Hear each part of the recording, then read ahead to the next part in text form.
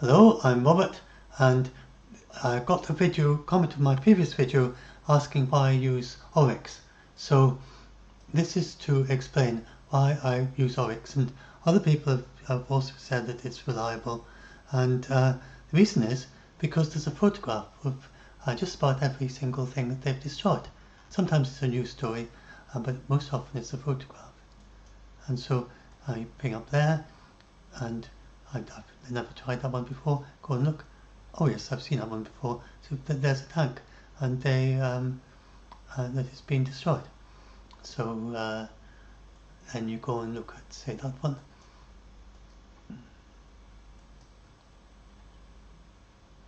And that's, I think, maybe that was one of the captured ones.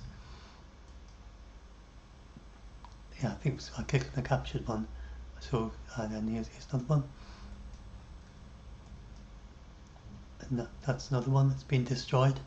And so you just need to go there and go through all those images, and you find nearly all of them is a photograph. And so if you go and look down there, you will find that there are 2,742 individual, most of them are photographs. Very occasionally you'll get a news story, but most of them are photographs. And so this is regarded as being very accurate. And this is called open source intelligence. And it's because in the modern world people upload photographs of everything. And there's just people everywhere with cameras who can upload. If a tank gets destroyed near to your village, you're going to take a photograph and upload it on Twitter, aren't you? So because nearly everyone's got them, or on somewhere, Instagram or whatever is your social media that you upload photographs to. And so that's what it's based on. And they are very careful. Sometimes the same tank is photographed from different angles, and they work out that it's the same tank. So that's why this is a minimum. This is the number of tanks that Russia has lost. And it may have lost more than 2,742. So now, when you get the Ukrainian estimates, then they tend to be only slightly over the open source estimates. And that's why many people regard the Ukrainian estimates as probably being accurate. They don't seem to want to exaggerate. They just want to present the numbers as they are. Then, as for the numbers of soldiers who have been killed on both sides, then that is far harder to be sure about. However, with with such a high ratio of the number of tanks and number of fighting vehicles, and so many more of those being killed by Russia than are being killed, that are being destroyed by Ukraine, with so many more Russian ones being destroyed than Ukrainian ones destroyed, then it makes sense that there will be many more Russian soldiers killed than Ukrainian soldiers. Because each time one of these tanks is destroyed, most of these tanks, then the entire tank crew is killed when the tank is destroyed. And same with the fighting vehicles. And then on the human wave tactics, then this same commenter said that Russia doesn't do human waves. Well, I don't want to watch these videos and images, but there are lots of videos and images of the Russian soldiers just lying dead all over the place that people talk about. So it's not from so there's no doubt that there are these human waves going on, and I see no reason to doubt any of that. And you can also read the Russian soldiers. So I don't just only follow the Ukrainian sources. I follow Dmitry Translated, who translates the Russian Telegram stories, accounts from Russian soldiers into English. So he is one of the top people that I follow in Twitter, and he often gives the accounts by the Russians themselves of the mass casualties on the Russian side. And if you go down, for instance, to my, so I've got to click all these things to show, I'm not sure, where is it? For instance, if you go down to the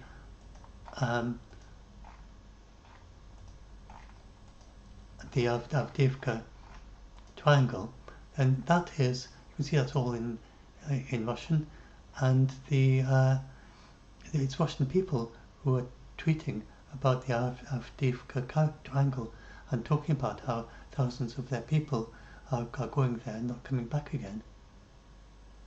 So there's no doubt whatsoever that this is going on. And then this same video comment was saying, well, why do I rely on Institute for the Study of War? Well, the Institute for the Study of War, in turn, uses Russian sources.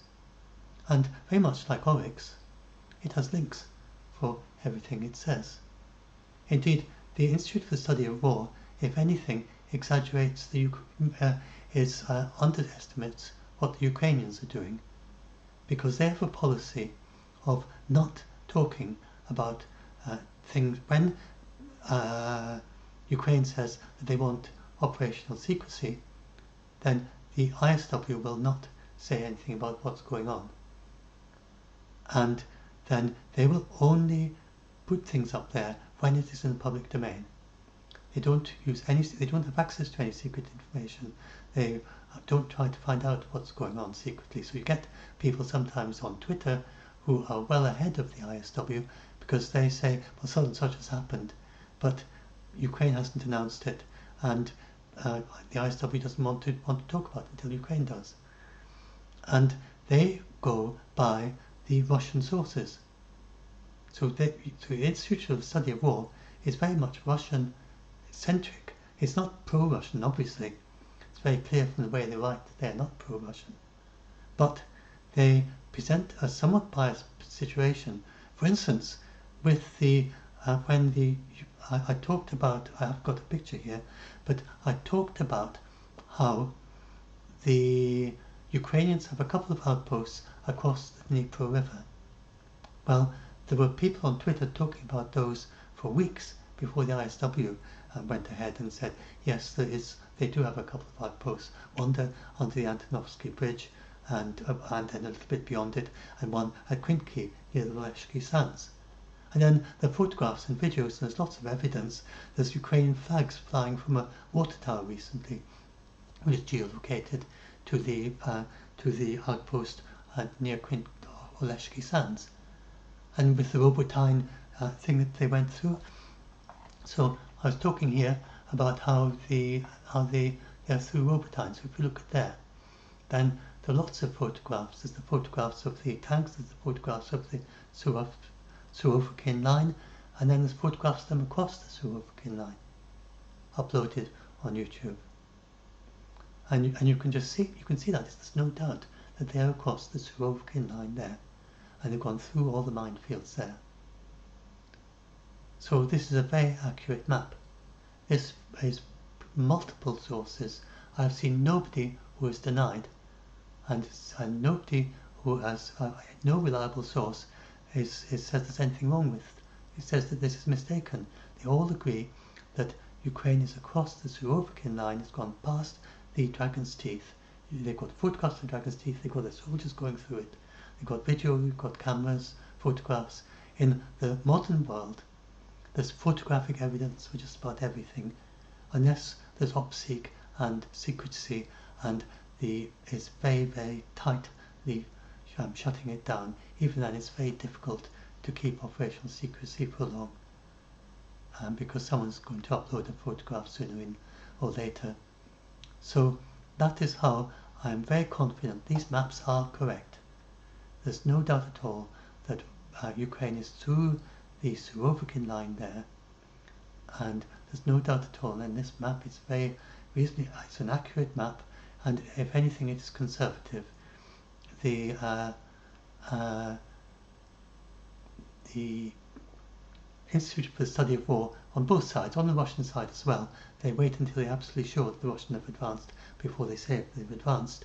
But it's the same with Ukraine, and then they rely almost exclusively on Russian sources. They don't use for the details. They use some Ukrainian sources as well, but they if you go and look at the numbers of sources of each, they use far more Russian sources than they use Ukrainian sources in the Institute of Study of War. Perhaps if I go and look at the latest thing, then I can. Yes, so I've been just showing you with the why I find Oryx reliable. If you go and look at the Institute of Study of War, go and look at the Russian campaign offensive, and then if you go and look down, and they have this 1, 2, 3, 4. And if you go down to the bottom, and those numbers refer to the references at the bottom. That by the way that's showing situation with the Robotine. Robotine is there. So if you go and look down, these are all their sources, and you see quite a lot of them are. So you just go and click through, and you can find the sources for everyone. A lot of them are Telegram. So that'll probably be in Russian, I imagine. Is that Telegram? There we are. So I just don't speak Russian or read Russian, so I would have to put it through auto translate to read that. Those of you who understand Russian will be able to read that and see what it says. So that's why I consider the Institute for Study of War. And some of the Facebook, these are Facebook, that's Ukrainian, is that Ukrainian Georgian stuff? I'm guessing it probably is. So, oh, the link is broken. So, well, that happens sometimes. Maybe they've moved or deleted the page. But let's look at that one. Oh, it might be. Sometimes there is a little bit of an issue with sometimes the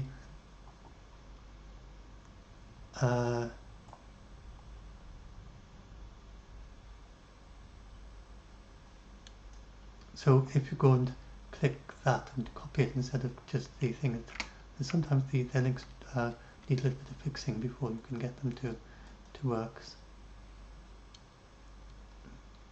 So yes,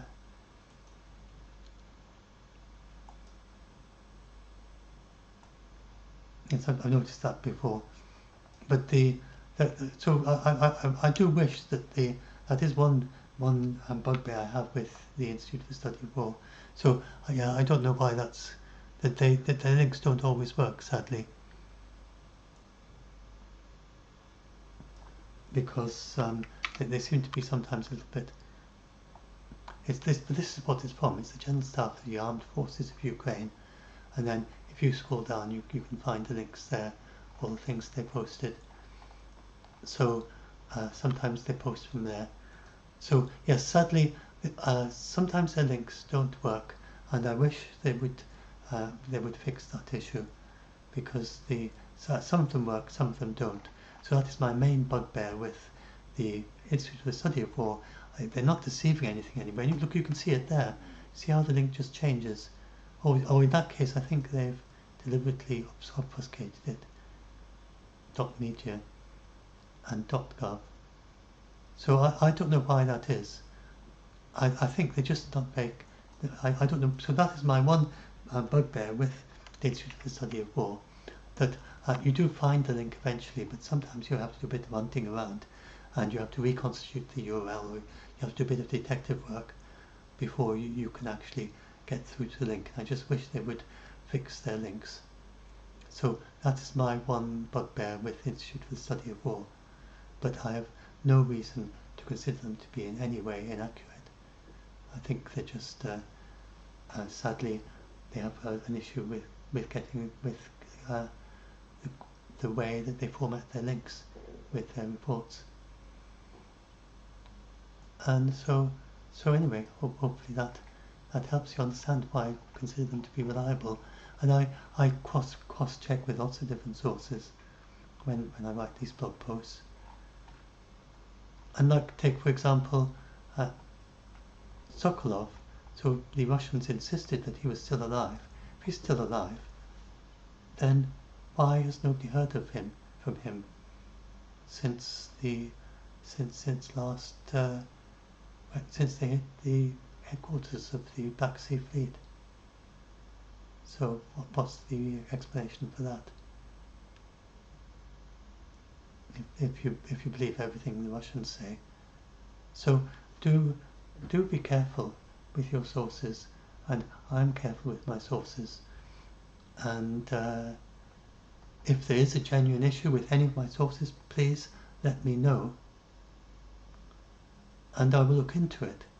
But I won't just stop using a source because some person who doesn't give any sources themselves just comments and says that Oryx is not reliable and overestimates. I will check the sources myself, and when I look at Oryx, then everything. So I'm assuming this person just probably doesn't know how these sites work. So hopefully this video will help make it clearer and help explain and help people to understand why I use those particular sources, the ISW and Oryx. And so hopefully that's a bit clearer. And I'm very careful as to make mistakes, and to let me know if you notice anything. But I'm very careful to the best of my ability to give you the most reliable information that I can find on what's happening, and no sugarcoating, no pretending that things are going well when they're not, or anything like that. So hopefully this helps.